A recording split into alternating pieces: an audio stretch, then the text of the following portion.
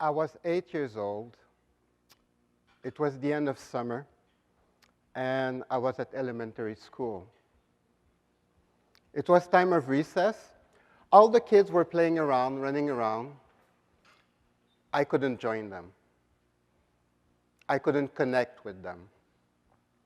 I ended up sitting alone in the corner. Other days, I would go hide in the library of the school. One day, in between those books, I felt some eyes looking at me. And I saw this man on a record cover. I didn't know who he was, but it was the first time I felt somebody was looking at me with loving eyes. I borrowed the record. I brought it home, set it on the shelf. He brought love into my home. I now had a friend, but he couldn't listen to me. And as I grew older, I needed to express the solitude and the pain I was feeling. So I started to write. And for the next 40 years, I wrote. I started to smoke, smoking cigarettes. I wrote in cafes till 3, 4 o'clock in the morning. I felt safe in the anonymity of the crowd. I could be myself, alone, but together with people. Maybe that's why after 40 years of writing, the memories came back.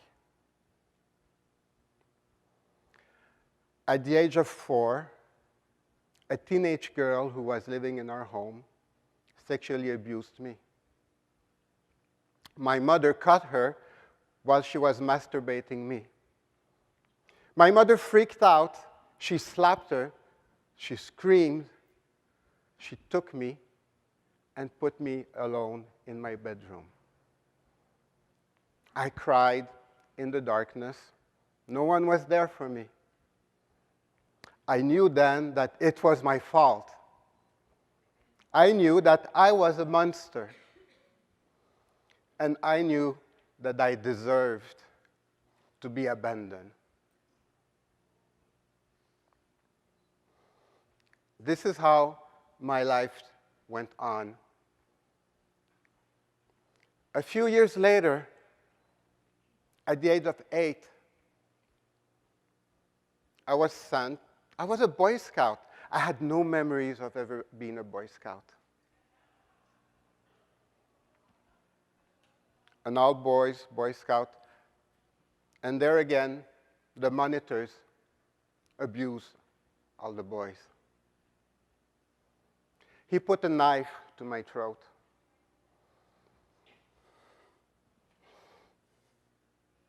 And threatened me that I would die if I would ever speak about this.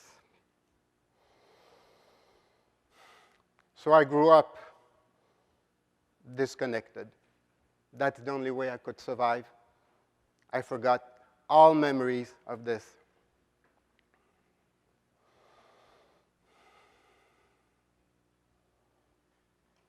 Luckily, there was this little flame, this little flicker. And this little flicker one day told me to join Patch Adams in Guatemala. Now, I was scared. I went to see a therapist because this flame was keeping pushing me. I told her, I'm afraid of flying. I don't speak Spanish. I've never been a clown in my life. Guy, what do you want to do? Nobody ever asked me what I wanted to do. From inside came a small connection, I want to go. And I did. Thank you.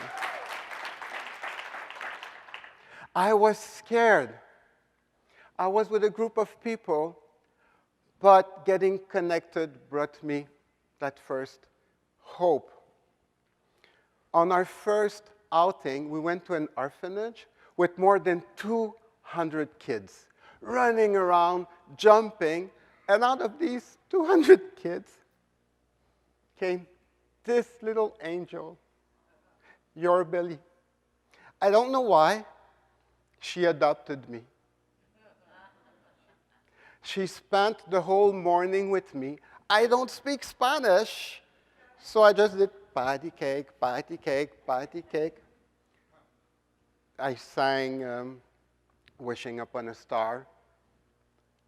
She helped me give out stickers and balloons to the other kids. Look at her. Ding, ding, ding, ding, ding, ding. It was lunchtime. We had to go separate ways. She clung to me, and she started to cry. She didn't want to go. So I took her in my arms, and I just gently rocked her. One of the assistants came and explained that we were just going for lunch, and we would be coming back afterwards. She dried her tears. I let her down, and she just walked slowly. Bye, your Billy.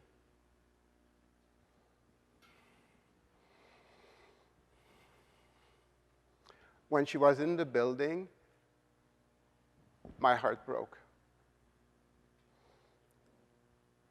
I knew that at the end of the day, I would be going back to my group and eventually take a plane and eventually sing friends and family. But for her, this was it. That was the end. I felt hopeless. I couldn't breathe anymore.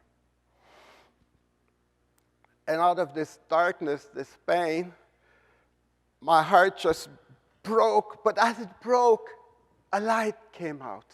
A light of love. A light of compassion. And right at that moment, maybe I can't change her world, but today I will give her all that I have. When I came back home from that mission, I knew I had found my purpose in life.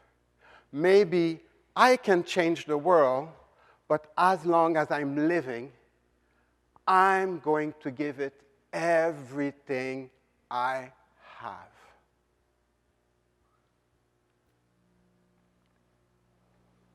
In Russia, I met this young boy, Ilya. It was in the psychiatric ward of the hospital. We were like 5, 6 clowns in the room, playing games, singing. He wasn't moving.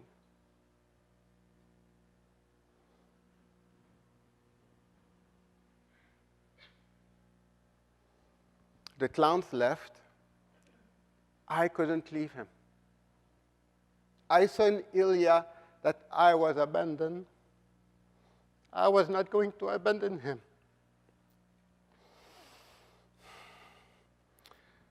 So I sat beside him. I took my ukulele and tried to sing some songs to him. He still didn't react. Then from deep inside, this idea came, give it to him. Give it the ukulele. So I've actually just laid it just in front of him, and just one little chord at a time. Ding, dong. And for half an hour, he just played and played and played. He had just reached out. He was now together with us.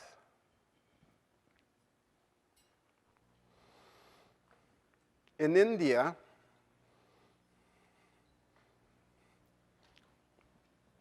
the homeless are just everywhere in the street.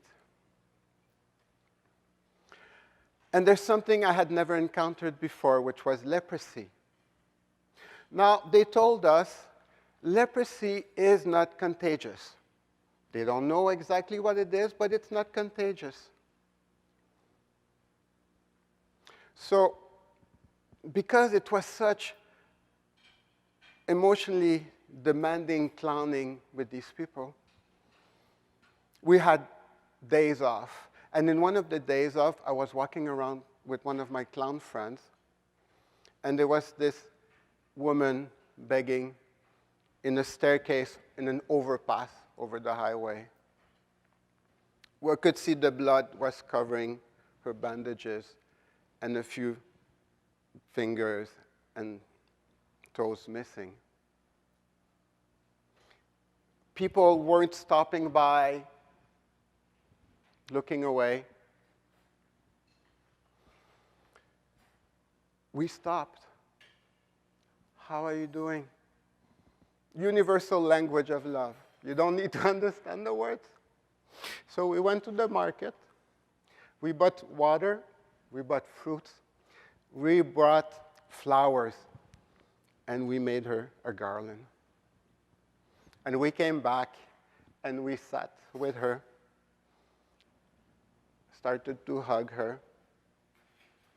Clowning had opened my heart that its humor was a piece of it, but to be a loving soul, to listen, to love, and to share. We can all share our love. We can all share and listen.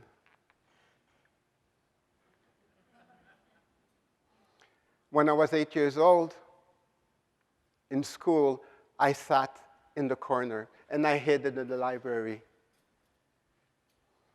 3 years ago, I couldn't keep the kids away from me. Humor had transformed my life. Humor had healed my life. Writing this presentation for you, this is the first time I'm doing this, has been a challenge because speaking about what happened to me meant that I would be killed. I know nobody here is going to kill me, but my feelings, that's something else. Making a conference like this means I don't deserve to be loved. I only deserve to be abandoned. But you're still here, so I thank you for that.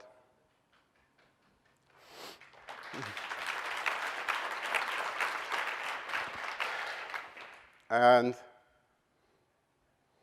I was afraid you would know that I was a monster because I was guilty. But actually writing this conference on April 1st, I actually met my monster. I sat down with him. I listened. I gave him love. And we shared our stories. And I finally understood that there are no monsters. There are some monstrous actions. I never was a monster. I never committed monstrous action. I was not responsible or guilty. This is the power of humor. This is the power of listening, of loving, and sharing. This is my story. Just imagine you are healers. We are all healers in this room. We have one purpose in life, is to help others. I'm blessed to be with all of you. Just imagine what you could accomplish if you would listen maybe something differently, love something differently, and share maybe something differently. It transformed my life. I know that if you do, it will transform your life. And you will all become messengers of love also. Thank you.